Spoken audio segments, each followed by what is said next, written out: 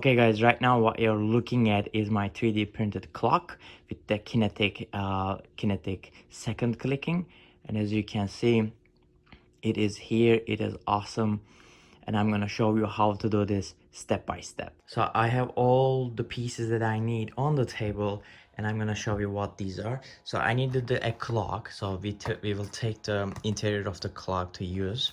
I need a soldering machine, cables, electrical tape. I 3D printed all the pieces that I need. This is the core of the clock. These are the kinetic sculpture of the clock. These are the clock balls, ball doors, and the sticks, and the short arm and long arm. And we will need to use some super glue, and I also use some pieces from the super starter kit Arduino, but it's not that much important. But I get the LEDs from that kit, and also you can get these LEDs and the on off button, everything from the DigiKey or Adafruit or anything that you like.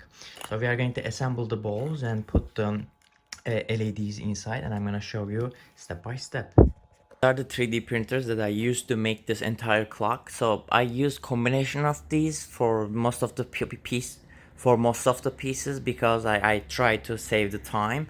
I have Creality Ender 3 over there, AlphaWise U20 over here, and Tronxy XY2 Pro. I think out of these three, my favorite is Tronxy XY2 Pro, and I also use this TechBoss 3D pen to print most of the stuff.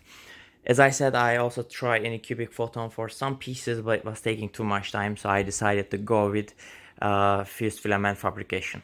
And these are my babies. Let's move on to the slicer settings that I used, same for all the print parameters that I used with different 3D printers. Okay guys, now it is time to show you which print settings that I used. As you can see, this is my print bed. For all the printers that I have, Tronxy XY2 Pro, AlphaWise U30 and Creality Ender 3, I use the same settings. It's just the 3D printer is different. Most of the time I use a layer height of 0.1, but sometimes when I want to push the print faster, I do 0.2. But both of them are really good. If you want high precision, do 0.1. If you want faster print, do 0.2. Wall thicknesses were 0.8 each, which was like doing a great job. Infill 20%. Print temperature 200 degree, build plate temperature 60, flow was 100%, and most of the time I print everything with print speed of 60 millimeter per second, and it did a really good job. And for the retractions distance, I use 6.5 millimeter, which was like not giving me strings, but if you receive any strings due to the PLA differences, just increase this number. In general, I also use generate support. I just click this one, and when I use this generate support, I use overhang angle of at least 80 degrees so that I avoid any unnecessary ones. So for the build plate adhesion, I use brim with 3 millimeter. Sometimes I use raft for the balls, but most of the time I use the brim. Also be careful when you are printing the kinetic art sculpture, because when you do that, it is very thin, like 1 millimeter thin, and with the brim with 3 millimeter used with it, it's a little bit hard to remove the brim. If you can print it without brim, print it without brim. If you cannot, then drop the brim value to 1. Okay, this is all the settings that I used for the 3D printing of my 3D printing of my clock. So let me know if you guys any concerns, questions in the comments down below.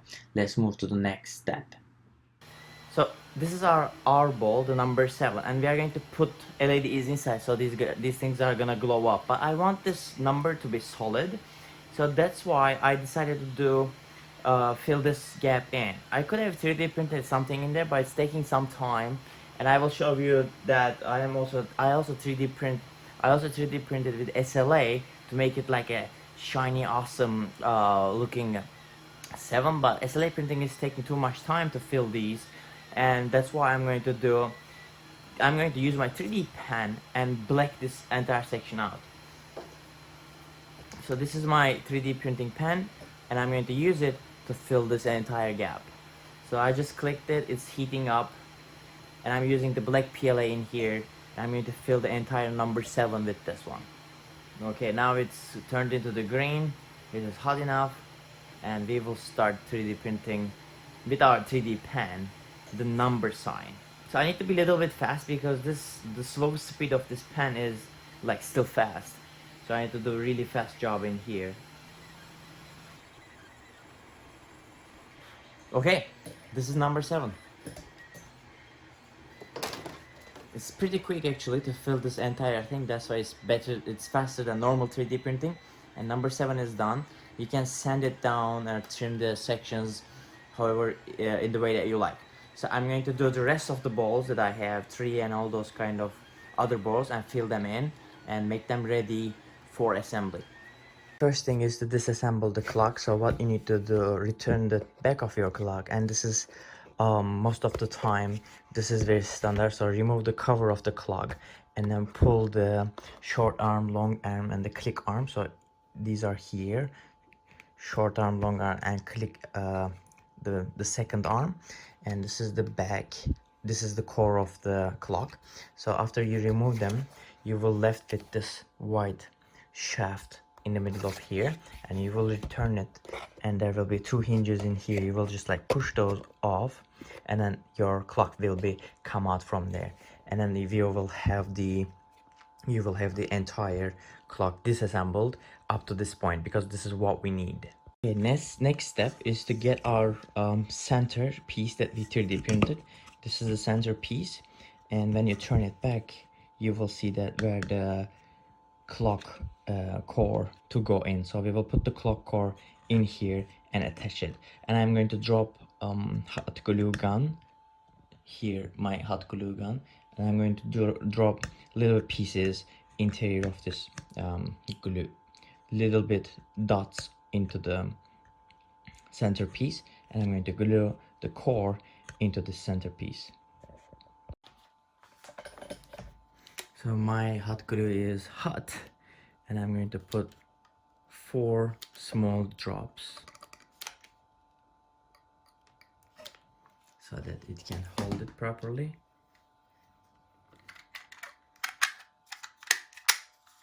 I'm going to attach it this way. So make sure that the orientation is this. So this is the hinge where we are going to hang the clock, and this is the orientation of the clock core. So when you look at the front, this is how it looks like. Okay, the next step is to put our kinetic sculpture. So this is going to be awesome when it turns like this, but this is the piece that's stationary, and there's going to be another piece on top of that. Before we do that, we need to glue this one here like this. What I'm going to do is just use super glue and put that one in, and this will be the ring that is going around this. So again, I'm going to super glue this one too, and this is the super glue that I'm using, the Gorilla Gel. Okay, now I'm going to put my ring around it properly to the size, and make sure that I glue it in a circular orientation properly. Since this is a thin circle, it is easy to bend it, so you just want to make it properly attached. And this glue is just like making it stick so fast. So okay, so my ring is in here, properly attached. Now I'm going to put my kinetic sculpture in here. I'm just wondering which orientation should I use, but I'm gonna use it, I think, this orientation. It's gonna be interesting to glue this one because I didn't think how can I glue this, but let's see. I'm gonna put it to the edges. Maybe using a brush can be helpful for this step.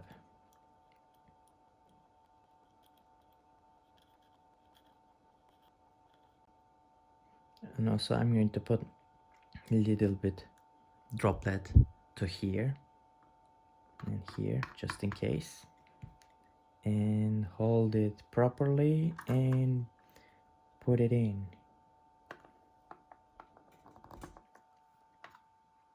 And try to center it out so that it will be a good attachment. And I'm going to touch gently to each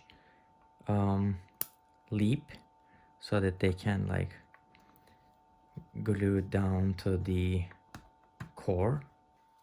After we did these, the next step is to install the long arm and short arm. So we will start with installing the long arm, which is our 3D printed piece, and you stick it in like that and you press it in properly. Sometimes there might be irregularities with the printed piece, so what you need to do is to carve it out a little bit. So right now my hole diameter is smaller than the what it's supposed to be, so what I'm going to do is like take the chips off from there and try it again.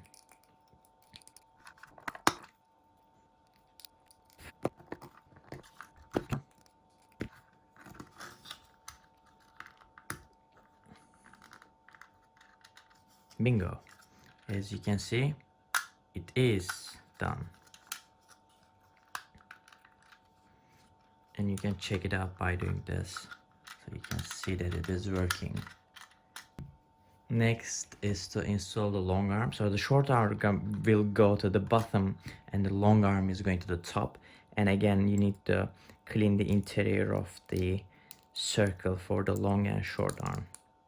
Okay, so after we extend the hole a little bit, we attached it to the where it's supposed to go. And as you can see, it is attached and properly working. So I can turn it, and be careful with this orientation of the big boy. It might be a little bit off, so super glue helps, yes, but maybe hot glue works better. So it can do this, so they can go over each other. See. Okay, next is to attach the final piece of our kinetic sculpture, which is this one. It's gonna go like this on top of that one, so it should be in the opposite orientation so that we will have the motion like this, right? And what I'm going to do is to get this and attach it in there, but before that I'm gonna cut this one so that I can fit it in properly.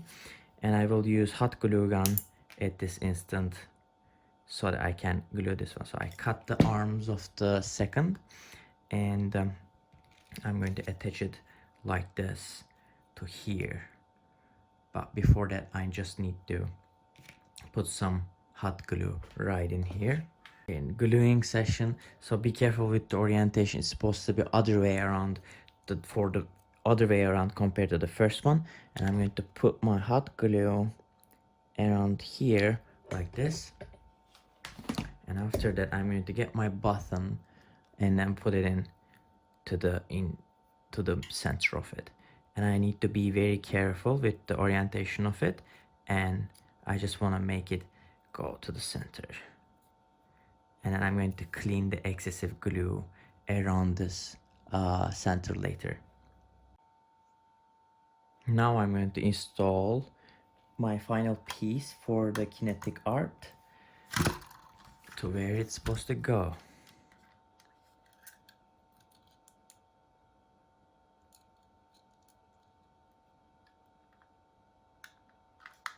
I need to be a little bit careful, and done.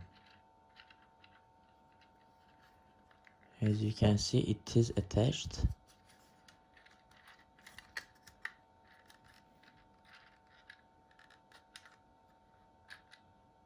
Now it's working. Now we are going to make it click by putting the battery in. We will see how it's gonna turn.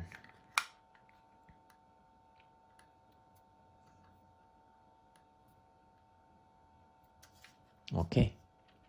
See? This is the kinetic art that I'm speaking of. Okay, let's install the battery and check the motion. I plugged it.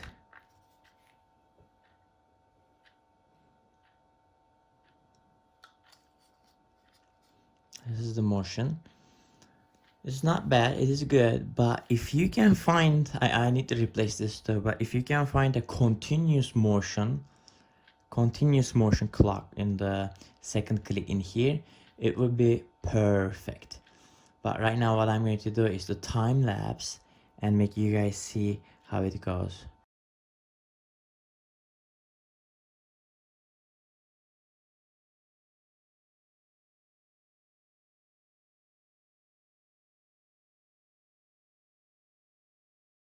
Now I'm going to remove the battery from the back.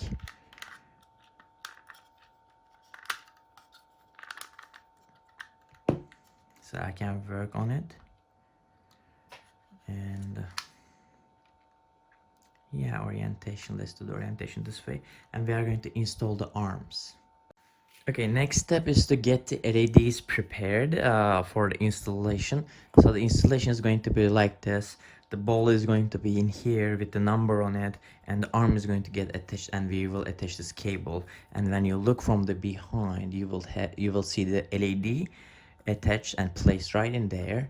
And we will close this door. But before we move on to the entire step, what we are going to do is to attach the prepare the LEDs. Okay, at this point, get your cables ready and the LEDs ready and your soldering iron and those kind of stuff, because we are going to solder some cables to the LEDs. I have different colors that I like, so I'm gonna make it colorful clock for each hour ball. For each hour ball and the shaft, we will need wire, double wire. And one LED is, you can see there's going to be LED inside, and we need to just like attach the cable in there, right? So in total there are going to be 12 double wires that you will need, and these are the long wires, around like 15 to around like 30 centimeters. I always keep my lines longer than expected so that I can cut them off later if I need it. And there will be the shorter lines around 10 to 15 centimeters that we will put into the core, the center of the, that we will put into here under it, so that we can put like LED outputs from here. It's gonna like shine under the clock.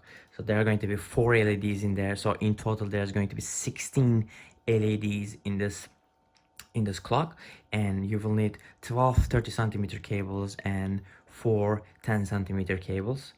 And let's start soldering.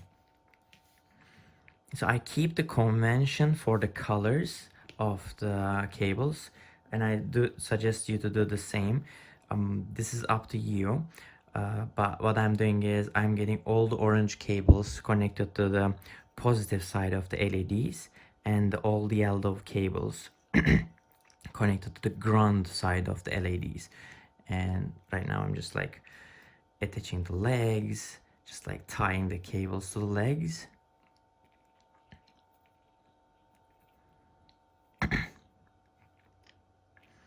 After I tie the cables to the legs, I'm just going to solder them. Okay, right now I attached all the LEDs that I need to the cables. As you can see, I just like tied them to the legs. Now I'm going to solder them and show you guys how I solder them. Okay, this is my beloved soldering iron with gas operation. This is just like, I love it, it's perfect. And I'm going to put my LED in here, and I'm going to solder it.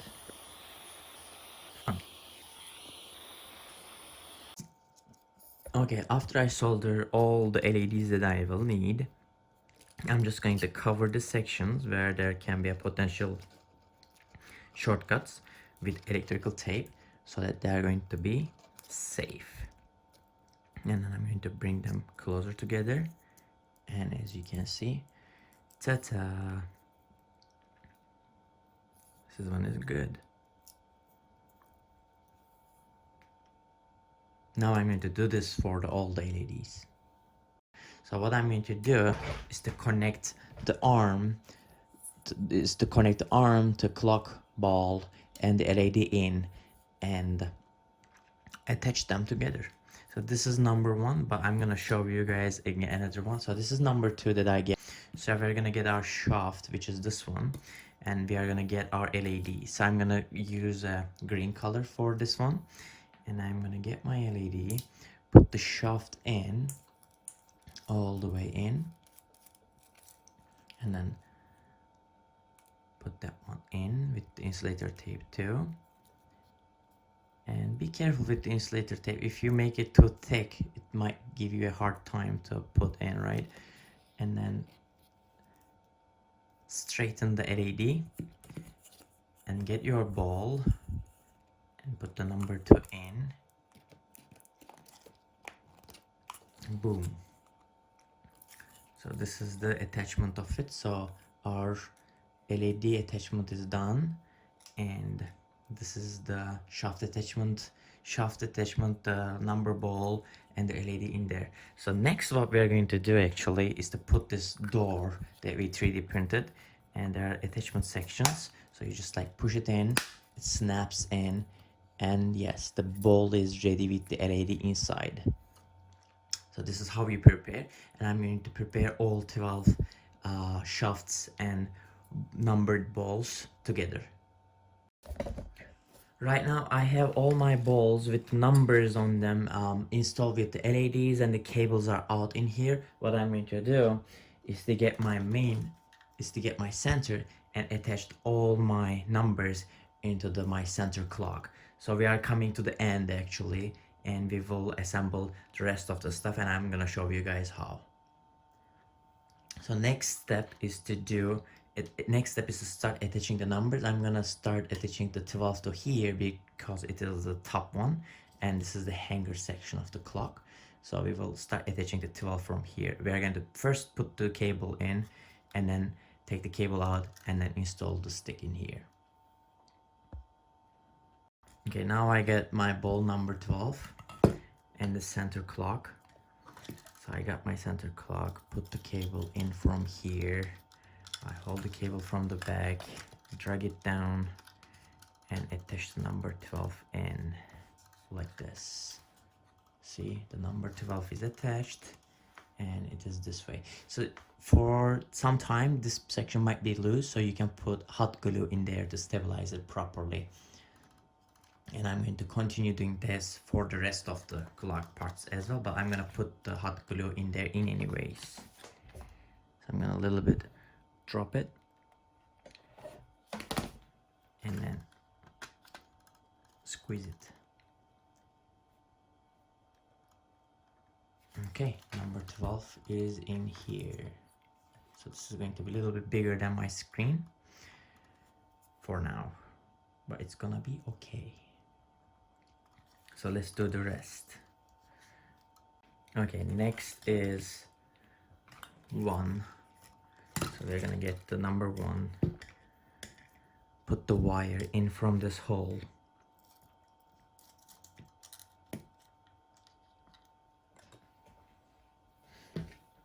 You might need a tweezer at this point to pull the wire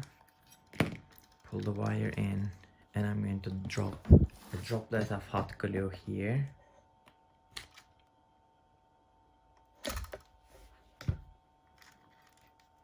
And put the number 1. So number 1 is attached.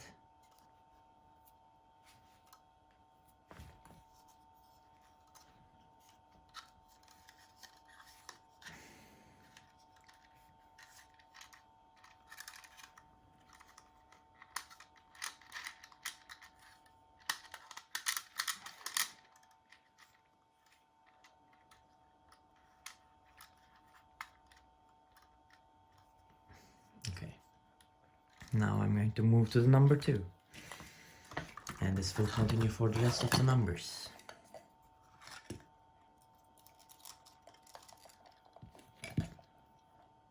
Put it in, get the thing back, drop a little bit hot glue, and stabilize the number. Okay guys, this is the end result of the clock assembled. So I just assembled the entire clock. As you can see, this is the kinetic art in here. We have long arm, short arm here, and the balls with the LEDs inside attached around our clock. And now what we're going to do is to get back the behind of the clock, which is in here, all the LED connections, and we are going to connect them and add the last 4 LEDs in under the hood and solder them and put an on-off button, and it will be ready. But for now, let me put this one safely, and then we will start connecting the cables. Next, what I did is basically I get all the cables and connect the grounds and the positives all together and solder them. Now what I'm going to do is to install 4 more LEDs into these 4 corners that I already built, and then I'm going to solder those positives and negatives to the same locations, and then I'm going to wire everything up with the on-off cable. Okay, what did I do next is basically I install 4 more LEDs in this section, and then I get their cables and connect all the positives together and grounds together. So I have two positives, these orange cables, and 2 common grounds, these yellow cables. Now I'm going to install on-off switch and the power cable coming down from this clog, and it will be ready. This look might be a little bit complicated, but trust me, it's very easy. We are just like switching on off the lots of LEDs that are connected parallel to each other, and here our power cable coming into the clock. What I'm going to do is just like cover this section up and hot glue the on off button to the side, and it will be ready to take. Okay, this is the black duct tape that I have, so I'm going to cover the back of it with it. So it's gonna be looking good, just for the sake of completeness. And then what I'm going to do is to get the excess material off. Okay, some final touches.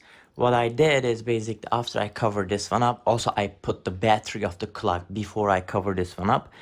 I connected the on-off switch to the side of it, and this is the end of my clock. Like, it is ready. I think it is looking pretty good too. Like, it is ready and it is looking pretty good. And the power cable will just like hang from the, like, as you can see, from the behind of number 6.